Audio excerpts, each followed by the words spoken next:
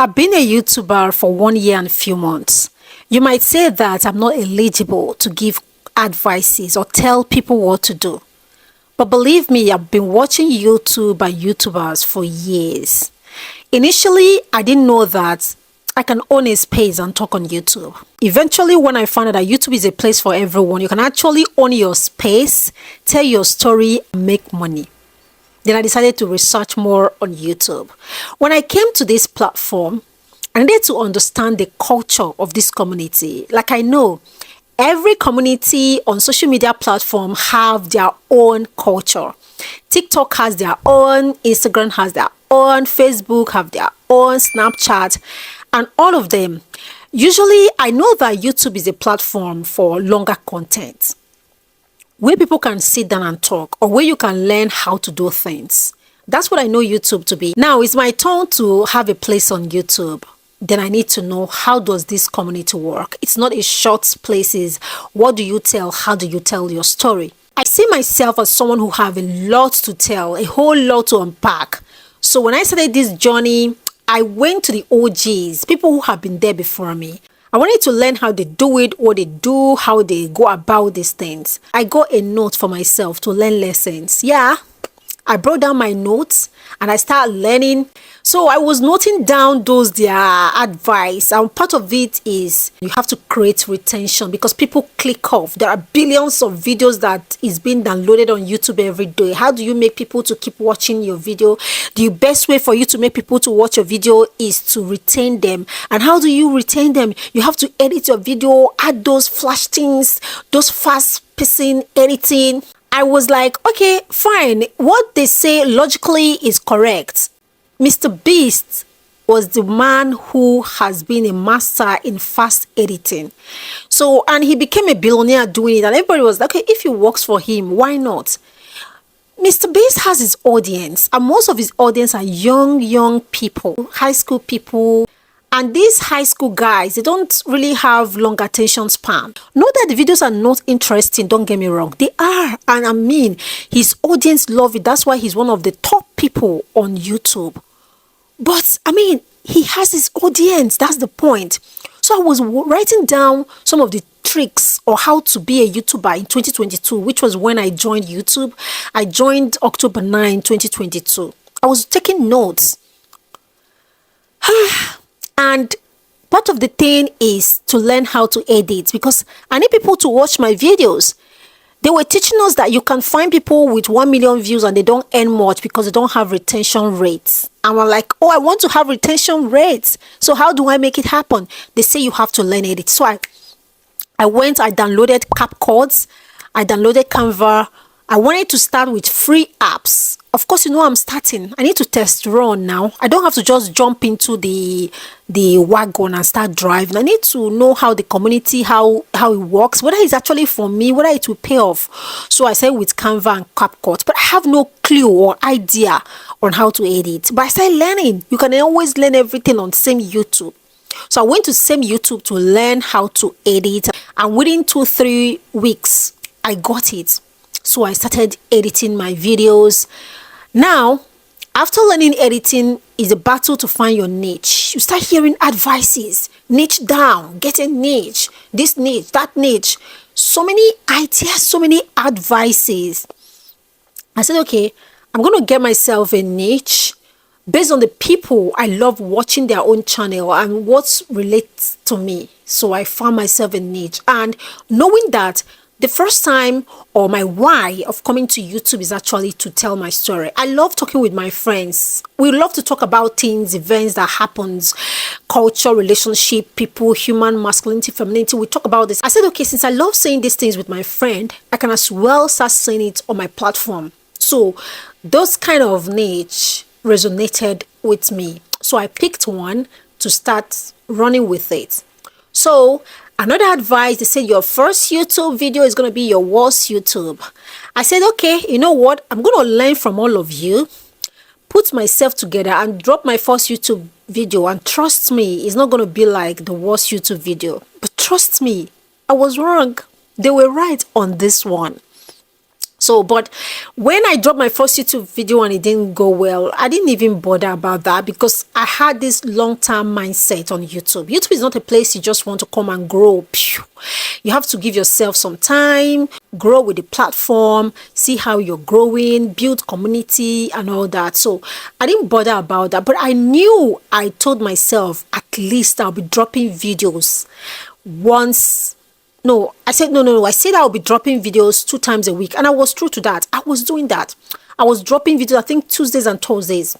And I was not looking for passion and drive. It was there. I noticed that I love doing what I was doing. I love to look at the camera and talk.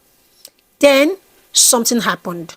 My family got a visa to travel to Canada. And I was traveling to Canada with 2 kids, 6 and 3 at that time. And I was barely 6 or 7 months on YouTube. I love the passion. I love what I found myself doing and everything. I told myself, how am I going to keep up? When I got to Canada, when you go to a new place, you don't know how to start. Everything becomes different. You need to settle down. You need to understand the environment. And then you have 2 babies with you. So I forgot YouTube completely. But before then, I had noticed that my channel is not getting the kind of attraction or traction I wanted at that point. I was not growing. It was not doing much fine. I would complain to some of my friends. They say, YouTube is not a sprint. It's a marathon. And they would like call me back to center. And I'll be like, okay, that's fine. But those things was actually affecting me one way or the other. Like the drive was gradually dying away. This is the part nobody is talking about because lots of channels have been dumped because people don't believe in themselves. The channel stopped growing. The algorithm became so unfair. It wasn't favoring them. I decided not to go with that emotion. I decided to tell my story because I got to that threshold of I don't want to do it anymore. It's not working for me. Like, it's not working. The burnout that is quite shocking for me is when big YouTubers start leaving the channel, start quitting. People like Tom Scott, Vanessa Lou, they were quitting YouTube. And I was like, big channels, what about me? My tiny channel. What is my own? But actually, burnouts are real. People get tired. These things happen. But you just have to be your own cheerleader. You have to learn when to start clapping for yourself when no one is clapping for you. Of course, they are big YouTubers. They've had the experiences. Initially, when the thought of leaving YouTube came to my mind, I asked myself one simple question. Why are you here? And I remember my why. And that my why to push out the content, to tell stories of my pain, my survival, and everything I've been through to inspire someone. This one single thing kept me going. After I noted down everything I was taught on how to build a YouTube channel, only for me to discover that those things are not working. Last week of 2023, I called my friend up. I said, 2024 is the year of truth. It means that everything that is not true falls off. The truth remains. And I think this is the time for me to tell myself the truth. And the truth is that all the lessons I learned from YouTube gurus and so-called OGs didn't work for me, and it didn't work for my channel. I get it. You will say that 1 year and some months is not working, but I know what I feel. I have to feel connected to what I'm doing, which I did not feel that connection. I know that, it takes some people 3 months to grow their channel, takes some people 6 months, some people 5 years. I know all of that.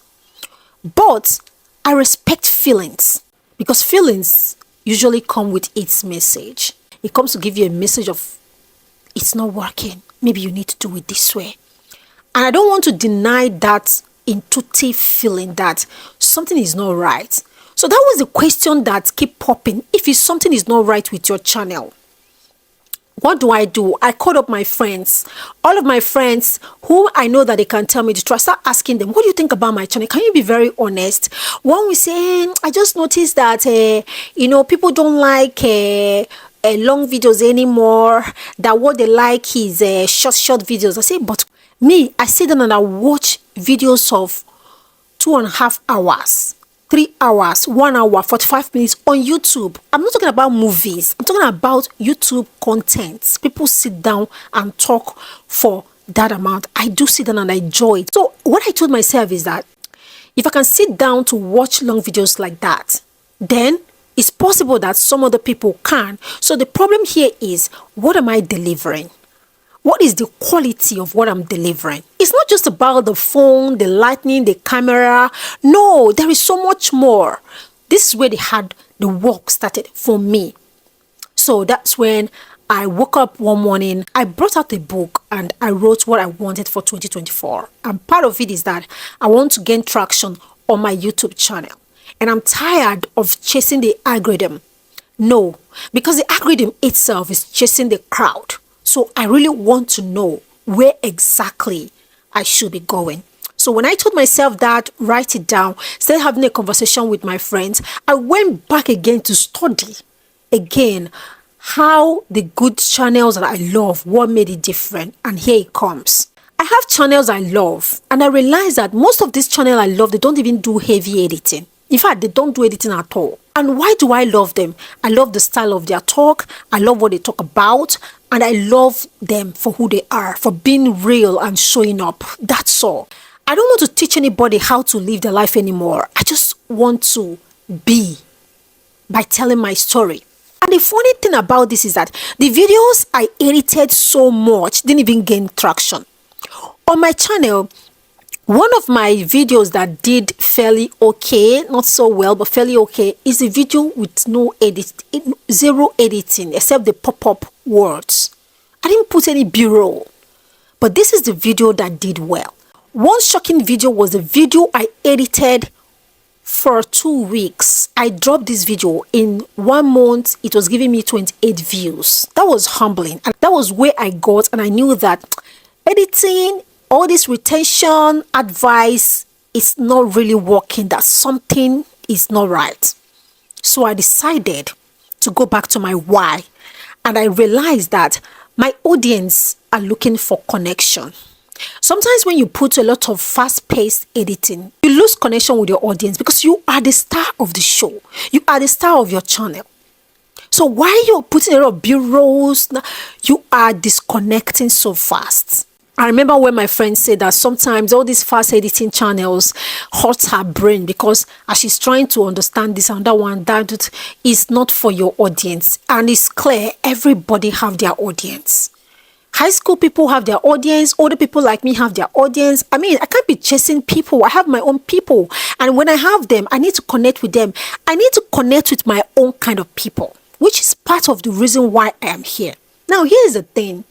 Knowing that I've been a woman who wants to talk about femininity, masculinity, society, childbearing, motherhood, IVF, infertility, there's so much, a lot I want to discuss on my channel. Do I need all of those editing? Like I said before, editing is not bad on its own. It's not bad, and it's not that you shouldn't use it at all. No, you should, and I will try to implement some on this video if the need be. But the thing is that you shouldn't allow editing to be the thing that predicts whether your video will do well or not. No. You first of all have to build connection with your audience. Bring your authentic self to the audience. Have a quality conversation with your audience. Be yourself when you are saying that, because that's another part I notice. When you are yourself, you are known. I don't know how this happens. When you are yourself, every other person will receive you that way. And this is why I don't want to teach on YouTube. I simply want to come here and tell my opinion and seek for your own opinion. So because we learn from each other. I know that I can't teach anybody. Nobody teaches anybody anyway. What we do is to remind you of the truth that is in you that you have forgotten. So my job is to remind you that truth, and you'll be like, oh my God, and that's true. It will resonate with you instantly. If you have watched this video to this point, it means that we are connecting. And why don't you go ahead and subscribe to this channel? Like this video. Let's build this community. I'll wait for you for a second to do that. Okay. Thank you. So now back to what I was saying. I now noticed that editing is not the main thing. It's not the main catch. The main catch is connecting with your audience and be free with them. YouTube is that exhausting that it's easy for you to leave. If you are not yourself on this platform, you get tired. So you have to find something that keeps you. This is the story I told myself.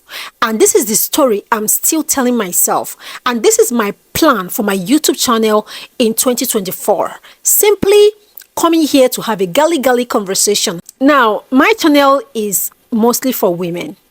It's for women because I'm an African woman who grew up in my hometown, seeing a whole lot of things happening while growing up. I remember asking a lot of questions to my mother who barely have the answers.